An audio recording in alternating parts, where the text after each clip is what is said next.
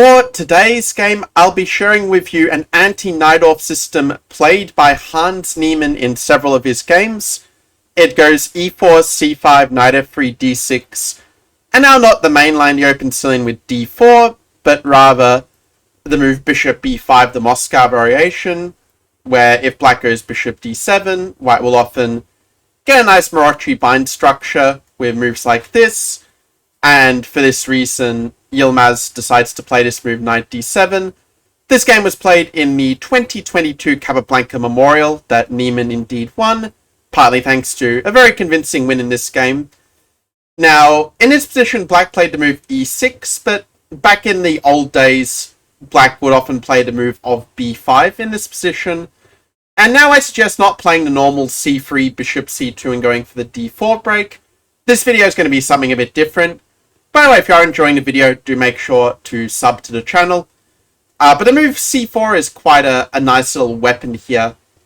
And the idea of c4 is that we're basically clearing the way for our bishop. So after takes, we are ready to go d4, open up the center, and just use our lead in development very nicely for an advantage. Black can try some other moves. For example, Topalov had a very famous win against Magnus Carlsen with the move g5 of all moves at this point.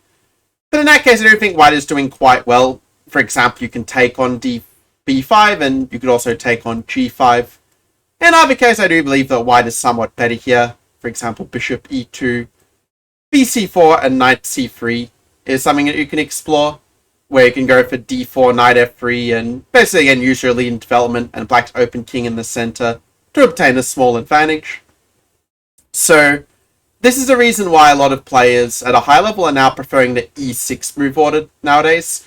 The point being, if white plays c3 and it continues as a normal royal pairs plan of bishop c2 and taking a center with d4, well, now black can play b5 without worrying about the c4 push, and bishop c2, c4 is pretty well known to be quite fine for black, because now if you play d4, black just takes on passant, you end up in this rather meek sort of open Sicilian where you kind of wish your knight was on b3 rather than the pawn, while black is still playing his normal, Najdorf setup as black. So Niemann's counter to this is to play the move bishop to f1, which might seem like a very weird move at first glance. Why are we moving the bishop a third time? Why didn't we play bishop f1 earlier, or why did we even play bishop b5 in the first place? But there is an idea to it.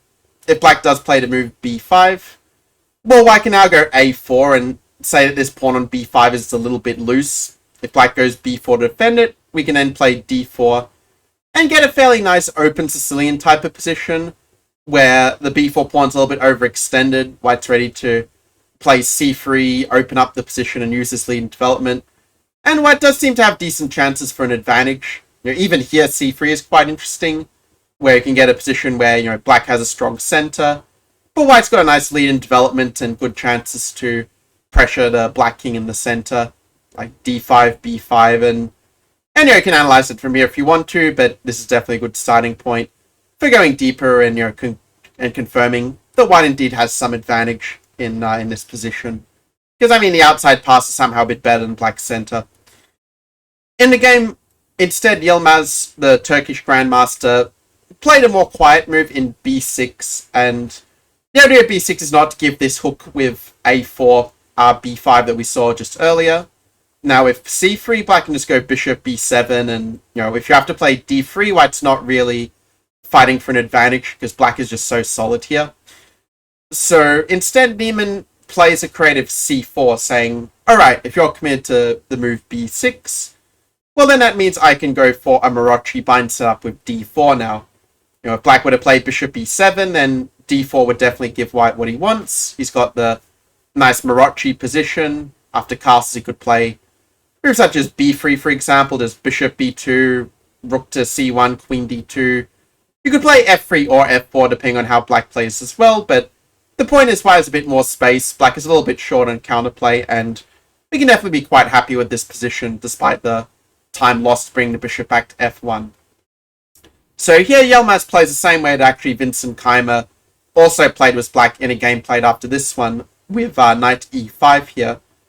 Niemann continued with the move d4. We had knight takes f3 and g takes f3. And in the Keymer game, actually, Keymer came up with a little improvement, where instead of playing the move bishop e7 that Yilmaz did in this game, he went for the move g6 instead. However, I think that if white plays the move d5, that white does get a decent sort of Benoni, where even though the double pawns are admittedly not ideal for white, black's bishop on b7 is also not that great either, and I think that with a continuation such as take, and bishop h3, we can definitely put some pressure on the pawn. E5 is not so great, because then you're giving d5 as a whole, but if black tries to defend the pawn with queen e7 or king f7, we can kind of push ahead with moves like e5 and get a nice initiative that way. This is a direction I would explore. I do think that in a position like this one, white is a bit better, but you can always, of course, do your own research as well from here if you are so inclined.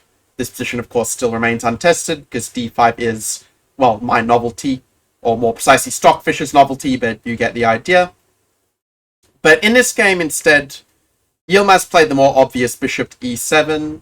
Of course, cd4 is also a move that has been played, but actually it was a game that Niemann later lost to Geary, but I do think that Niemann got a pretty good position out of the opening here. He played the move f4 and bishop e3, and white had a very nice central position. Once again, it was not so easy for black to actually get at the white king as such, so I think bishop e3 could potentially be a more precise move order, just so that g5 is not going to open up the g file by force, but again, you're welcome to investigate it yourself. But the way the game played after bishop e7 I thought was really, really impressive. Also, one question here, if black does decide to play the move e takes d5, what way do you think white should take back on d5 in this position? Do let me know in the comments below. I'll return to this position at the end of the training video to see who got it right. So after d5, black played e5 and relied on his ability to keep the position closed. But f4 here is keeping it open, and maybe black should play knight d7 and try to, take back with the knight. But white does still get a pretty strong center and would definitely have a nice advantage in a position like this one. It's like queen h5 just to, put the queen on active square, where it can't be so easily kicked away either. Black goes bishop c8, we have f takes f4. See, it's a second f4 now attacking, and the black center is definitely under a lot of pressure. White goes queen f3 here, probably saying that, okay, you can't take a4 anyway because of e5. So I'm going to keep you guessing as to whether I'm going to play f5 or play something else. If it was up to me, I would have played f5 immediately, but in the game we get there anyway with queen f3. Queen c7, f5, and believe it or not, this position is actually strategically winning for white, because black has a very hard time finding a meaningful pawn break. b5 is covered. g6 kind of just helps white when you have a lead in development. And black also has a very hard time finding a safe spot for the king in a position like this. Because if you castle short, white's just going to attack down the g file, right? But if you castle long, well, white can still try to open things with a5 or b4. So it's a very tough position for black. Apparently the best bet is to go a5 and tie up the board for castling long. But you're also giving the b5 outpost to the white knight, so it's again not really ideal. And there aren't really that high a chance of black having a fortress, because we do have the open g file to play down. In any case, black thought he could maybe solve his problems with knight d5, e5, and bishop g5 to win a pawn. Unfortunately, the move f6 by Niemann is super strong, setting up some very nasty knight e4 forks. Knight e4 immediately is not as effective because black can go queen h6 and sort of defend his bishop in that way. So f6 is somewhat cutting across this as well. Black decided to take the pawn with bishop takes f6. Unfortunately, you can't really take with the queen here, because white will just take. And after queen g4, king move, and knight e4, we are just winning the queen and bishop with a fork. So after bishop f6, white goes knight e4, very beautiful outpost for the knight, queen e7, d6. And in a position like this, the problem is that black's king is just way too unsafe. Queen d7 will leave the f6 bishop too undefended, and also we might add we're also taking rook on a8 after that, in fact. But after king d7, a5, now the black position just completely falls apart. And after rook c8, this is how the game concluded. There were a lot of winning moves for white, by the way, but the way it played out was after a little repetition just to get closer to time control and to tantalize black with a false hope of a draw. Queen d3 was played, going for a sneaky little queen to d5 fork. After king to b7, queen to d5. Well, you could take on f7, but even better is the move that Niemann played. d7. And also notice, by the way, in this position, how the black bishop is completely dominated by the knight. The d8 queen is completely paralyzed by d7 pawn. And if that wasn't enough, the black king is also kind of getting mated. After rook b7, white cashes in a b6, queen b6, knight f6, and yeah, you are threatening to queen the pawn now. After rook d8, take king a7, rook d6, take queen f6, rook g8, king h1. Finally, black resigned in this position, because if the queen moves, you're just going to run in with the rooks and just end the game very, very fast.